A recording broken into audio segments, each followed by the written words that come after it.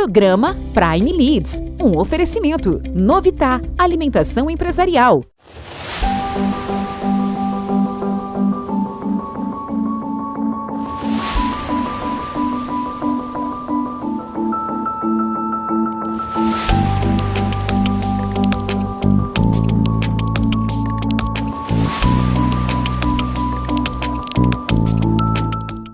Seja bem-vindo a mais um programa da Prime TV. Obrigado, telespectador, pela tua audiência. Obrigado por esse encontro semanal que nós temos aqui na Prime para falar sobre negócios e para falar sobre carreira. Tenho a satisfação hoje de receber a Márcia Lourenço. A Márcia é diretora de RH da European Systems. Márcia, obrigado por ter aceito o convite. Uma honra que consegui tirar você lá de São Paulo. Sei que a tua agenda não é nada fácil. Uma alegria poder tê-la aqui no programa, poder compartilhar da tua trajetória, compartilhar teu momento, falar um pouquinho sobre o futuro. Seja bem-vindo no programa da Prime. Eu que te agradeço, Luciano. Faz tempo, né, que a gente está marcando e reagendando e é um prazer para mim estar aqui com você, conversando contigo mesmo. A vida nos presenteia com algumas boas surpresas, né, Márcia? A gente foi conectado com uma amiga em comum, que é a Elaine. A gente acabou se conhecendo e construindo uma jornada que tem durado até esse momento. Espero que seja ainda mais duradoura, né? Você sabe que a Prime Leads, para mim, é uma referência, né? É difícil você achar uma empresa em que comporte tantos produtos bacanas, né? Que a gente consiga realmente se identificar e tem toda a credibilidade do trabalho. Para mim, a Prime Leads é exatamente isso. Então, acho que, mais do que você, eu estou honrada de estar aqui conversando com você. Bondade da amiga. Nosso telespectador conheceu um pouquinho a tua história, a tua trajetória. Você que sempre foi uma executiva de grandes empresas na área de recursos humanos. Para o nosso telespectador conhecer um pouquinho a tua história, Márcia, por favor. Bom, eu tenho 30 anos em recursos humanos, né, nessa jornada. Eu sou psicóloga. Me formei na UFRJ lá no Rio e praticamente a carreira toda feita aqui em São Paulo. Nesses 30 anos, eu falo que eu sou uma pessoa abençoada porque eu vivi, né, várias culturas corporativas diferentes. Então eu trabalhei nesses 30 anos em banco, trabalhei quase 15 anos no mercado financeiro, trabalhei em indústrias, né, como Alcoa, como Gerdau. Trabalhei no mercado de BPO, tive minha primeira experiência como diretora de recursos humanos numa empresa de BPO e depois migrei para a área de serviços. E aí em seguradoras e corretora de seguros. E hoje eu estou como diretora de RH na European Systems Brasil, uma empresa francesa de assistência. Então, esses 30 anos foram 30 anos bem intensos, porque culturas muito fortes, né? Empresas muito fortes, multinacionais e nacionais de médio e grande porte e que me ensinaram muito, né, a lidar com pessoas. E muitas vezes as pessoas perguntam para mim, eu quero muito trabalhar em recursos humanos. E eu falo, por quê?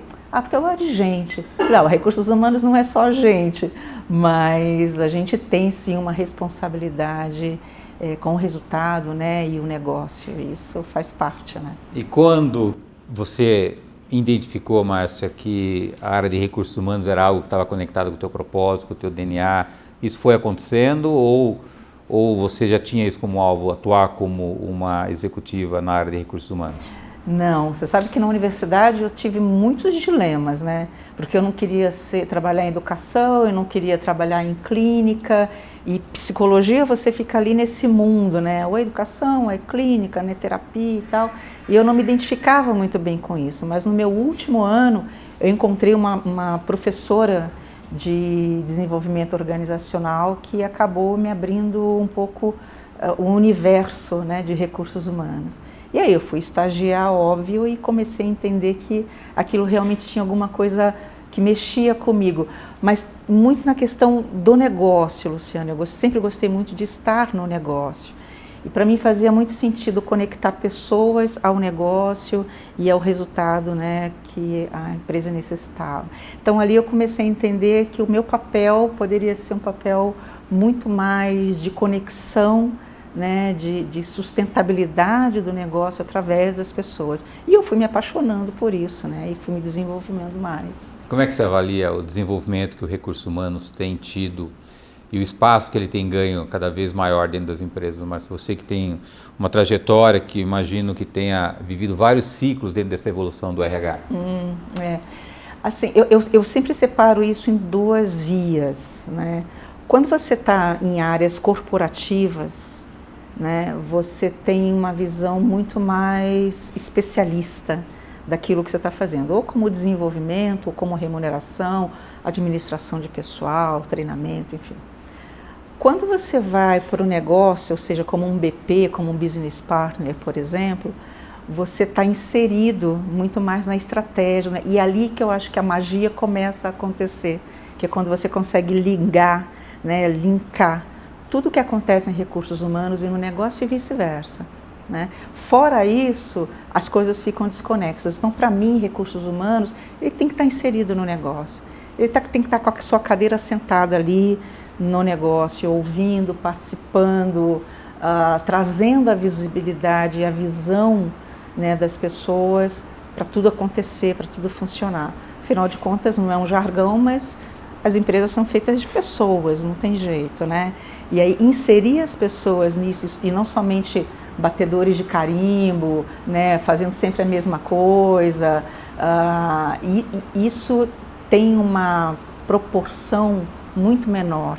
Na hora que você fala do propósito, na hora que você insere as pessoas na proposta de valor da empresa, aí as coisas começam a ficar diferentes. Então, RH, para mim, ele tem que estar muito ligado na proposta de valor da empresa.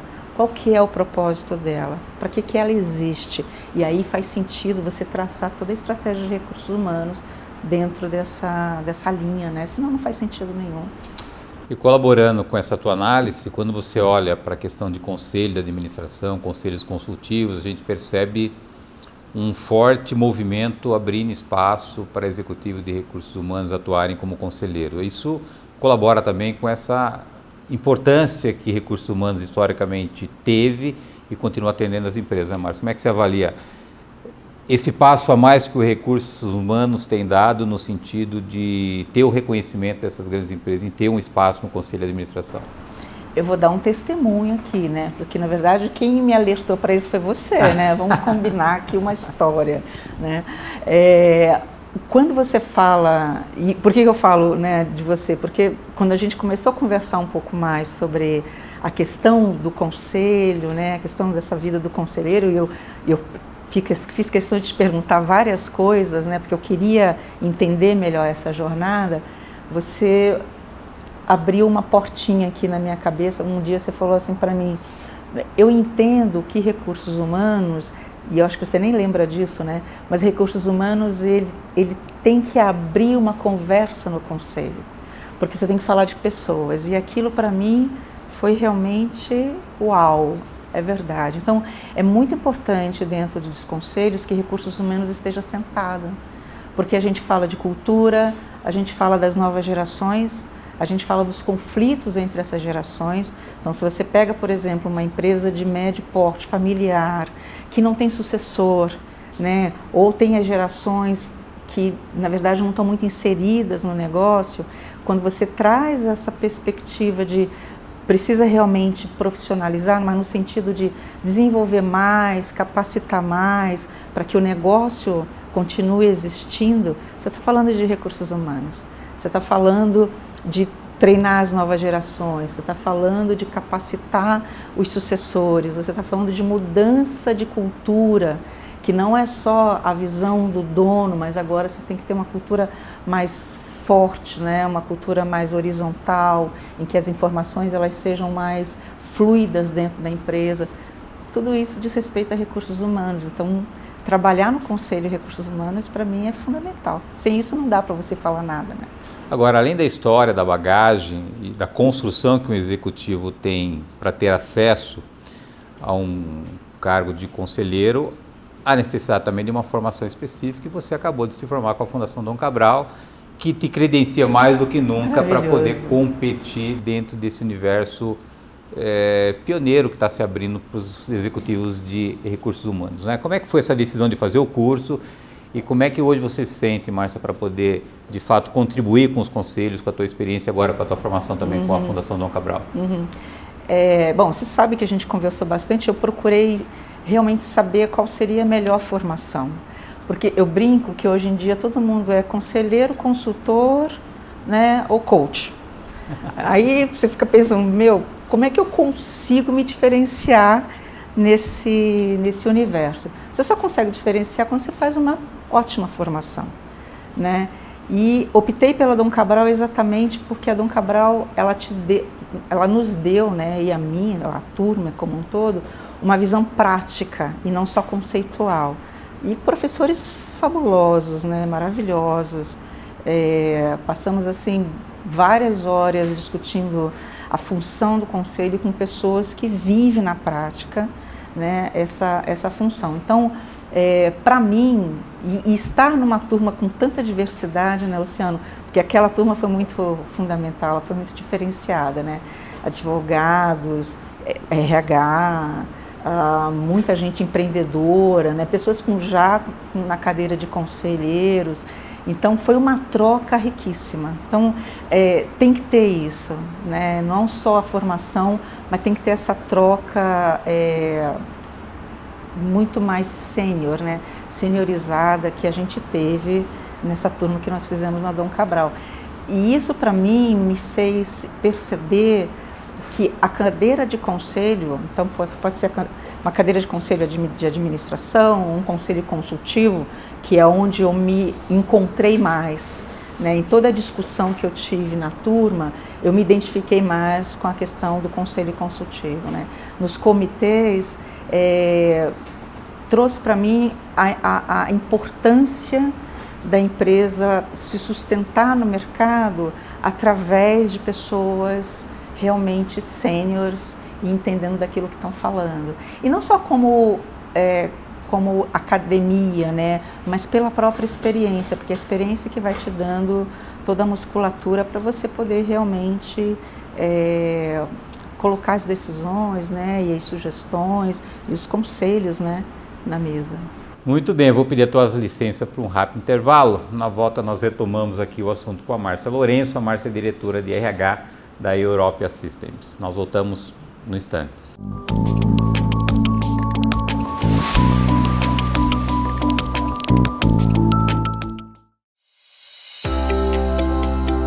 Olá, eu sou Homero, diretor da PEAG, e hoje a gente está aqui para conversar sobre qual a diferença entre trabalho terceirizado e trabalho temporário.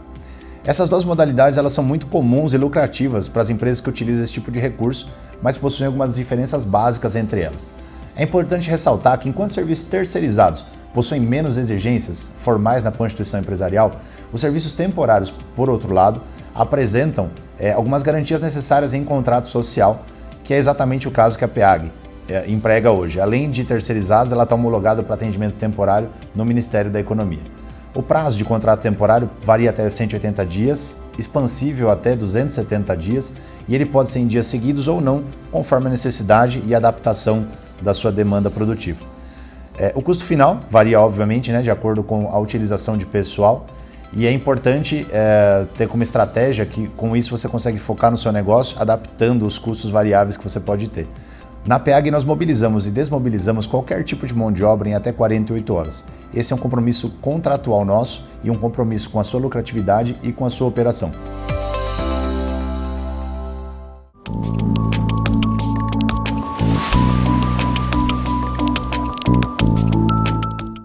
Voltamos. Nossa convidada de hoje é a Márcia Lourenço. A Márcia é diretora de RH da Europe Systems Brasil. Márcia, nós falamos no primeiro bloco e fechamos falando basicamente sobre essa nova era do RH sendo mais ativamente participante em cadeiras de conselho de administração. E a gente está agora tentando sair de uma pandemia que a gente viveu coisas que talvez nunca antes imaginássemos que a gente fosse viver. Essa onda vai e vem, né? Me parece que ela está indo mais do que vindo, né? Isso é bom, mas a gente tem os resquícios ainda desse tempo difícil que todos nós vivemos. Sim. Falando do RH, falando do executivo do RH, dos desafios do RH pós-Covid, o que você pode destacar para a gente? Conexão, engajamento, né? Liderança. Para mim são 3 pontos fundamentais que o pós-Covid trouxe como grande desafio. né? É óbvio que todo mundo está falando sempre muito dessa questão do papel da liderança no engajamento das pessoas, mas na prática, muitas vezes, isso é muito difícil, né? Então, muitas vezes o próprio líder se sente desengajado, né? E ele é peça fundamental na conexão da cultura, seja uma cultura em transformação, seja uma cultura já consolidada, não importa, né?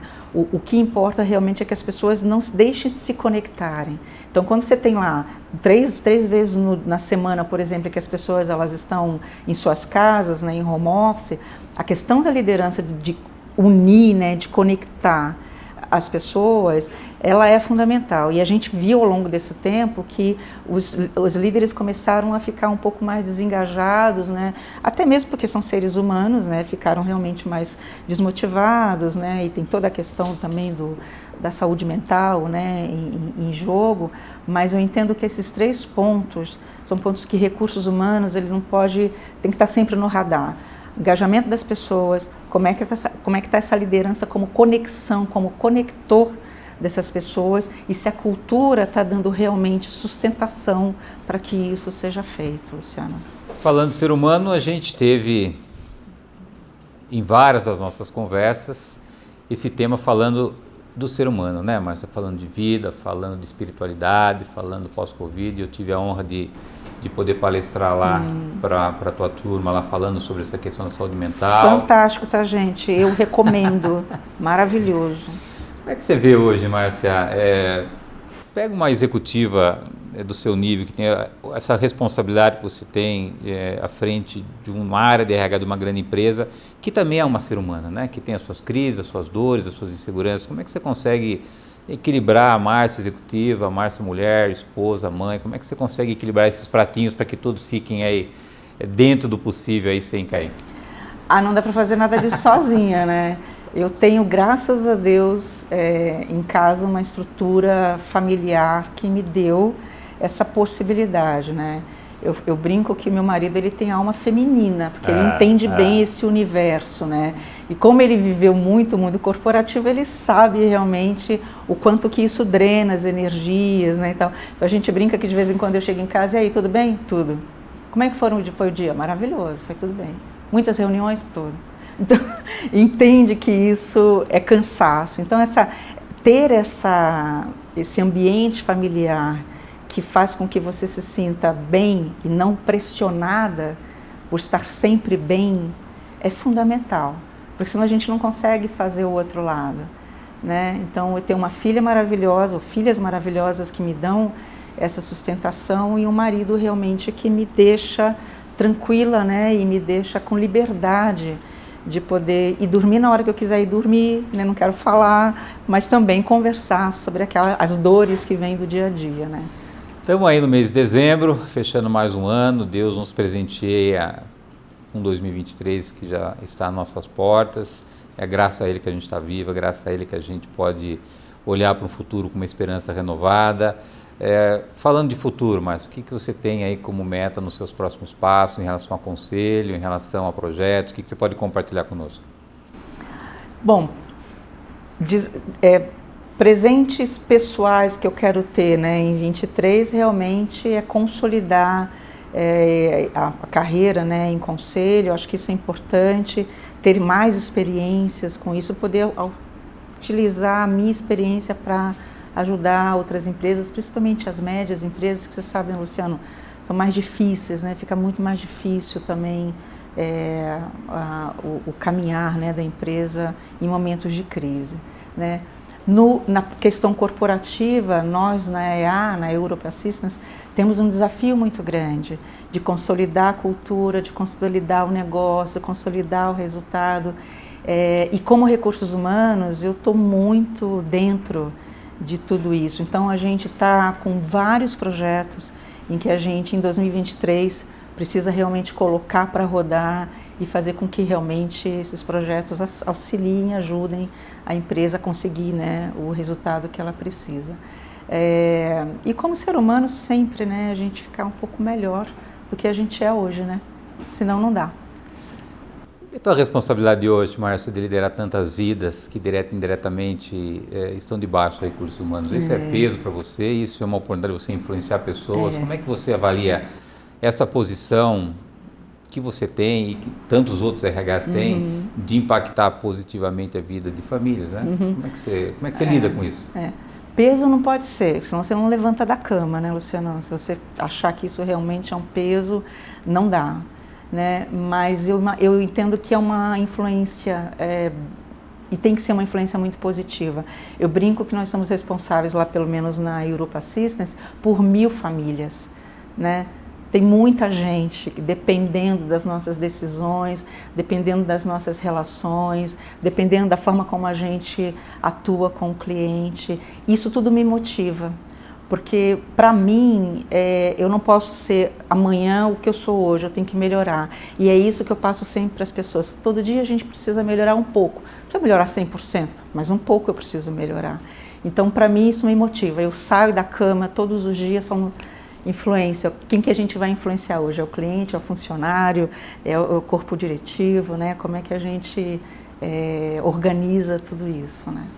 Eu gosto de uma palavrinha que não é um jargão, mas eu tenho dito isso para minha esposa, para minha filha, que a minha grande preocupação, sem nenhum peso, é saber como é que eu vou ser lembrado quando eu partir desse plano para um outro plano.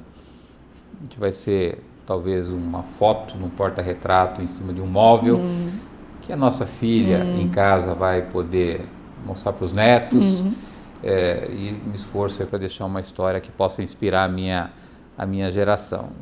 Você fala em legado, Márcia, o que você pensa em deixar como marca da Márcia aqui para esse mundo? Eu sempre tento construir relações bem-sucedidas, porque para mim, assim, se você está dentro de uma empresa e você não tem relações saudáveis, não é bom, né? Você não vai longe. Então, o legado que eu sempre procuro deixar são as minhas relações, são as minhas relações afetivas, de amizade. Graças a Deus eu tenho isso muito forte em mim, né? De deixar amigos, e é isso que eu sempre busco. E para a gente fechar a nossa conversa, a gente sempre falou também sobre espiritualidade, né? Esse preconceito, essa, sei lá o que as pessoas têm de falar de Deus dentro das empresas, e eu não tenho nenhuma dificuldade em falar sobre isso, e falo recorrentemente, e aí eu percebo que o problema não está em Deus, mas está na religião, né? E você também tem esse desprendimento, né, Márcia? É importante, né? A gente, importante. Parar de representar, né? Sim, quer dizer, cara, se tem um cara que depende de alguém, sou eu que depende de Deus, e por que não externalizar isso, até para que as pessoas possam experimentar aquilo que a gente está experimentando? Como é que você lida com isso? Eu lido também de uma forma muito simples, viu, Luciano? Para mim, assim, é tudo por ele, para ele, através dele. Sem ele, eu não consigo fazer nada. E dentro da empresa, eu busco isso também, né? Sempre Deus te abençoe, vem aqui, me conta o que está acontecendo aqui, ó, você não está sozinho, nós estamos com ele, juntos. Eu não tenho dificuldade nenhuma, viu, de expressar o meu amor por Deus, porque na verdade é por isso que eu estou aqui, né? Muito bom, querida. Satisfação tê-la aqui. Obrigado pelo presente, obrigada. De fechar o meu ano aqui com você aqui na TV. E o meu também. Uma alegria, obrigado, viu? Eu que agradeço, Luciano. Obrigado, telespectador, pela tua audiência. Fica aí com mensagem final aí do teu final do ano. Olhar para a tua agenda e abrir um espaço maior para que Deus faça diferença no teu novo ano, que não seja simplesmente um Deus de 4 paredes, mas que pode estar com você aonde você caminhar, porque tenho certeza que Ele pode fazer aquilo que você não pode fazer, pode te levar onde você deseja estar. Obrigado por mais um programa, obrigado por prestigiar o programa da Prime. Lembrando que o Ineto vai ao ar toda terça-feira, 9h30 da noite. Eu aguardo vocês na próxima semana. Até lá. Programa Prime Leads, um oferecimento. Novitá, alimentação empresarial.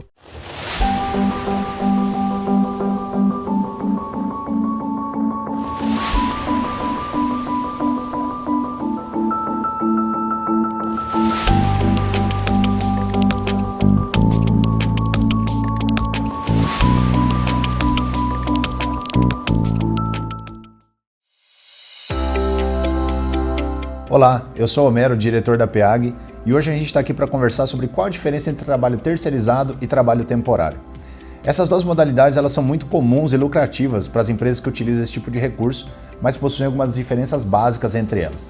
É importante ressaltar que enquanto serviços terceirizados possuem menos exigências formais na Constituição empresarial, os serviços temporários, por outro lado, apresentam algumas garantias necessárias em contrato social, que é exatamente o caso que a PEAG emprega hoje. Além de terceirizados, ela está homologada para atendimento temporário no Ministério da Economia. O prazo de contrato temporário varia até 180 dias, expansível até 270 dias, e ele pode ser em dias seguidos ou não, conforme a necessidade e adaptação da sua demanda produtiva. O custo final varia, obviamente, de acordo com a utilização de pessoal, e é importante ter como estratégia que, com isso, você consegue focar no seu negócio, adaptando os custos variáveis que você pode ter. Na PEAG, nós mobilizamos e desmobilizamos qualquer tipo de mão de obra em até 48 horas. Esse é um compromisso contratual nosso e um compromisso com a sua lucratividade e com a sua operação.